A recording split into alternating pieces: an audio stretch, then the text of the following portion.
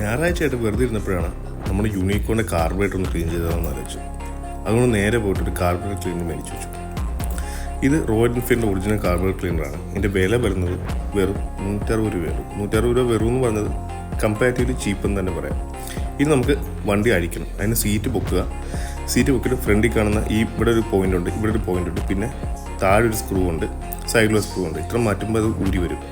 നമ്മളങ്ങനെ കവർ ഊരി കഴിഞ്ഞിട്ടാണ് ഈ കാർബറേറ്ററിലോട്ടൊരു ആക്സസ്.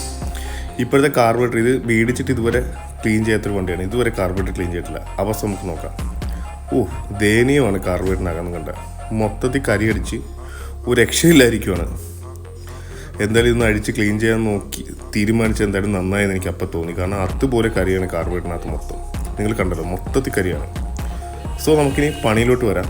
നമ്മളിത് കാർബറേറ്റർ ക്ലീനർ എടുത്ത് ജസ്റ്റ് ഒരു 15 മിനിറ്റ്സാണ് അവർ പറയുന്നത് അടിച്ച് വെക്കും.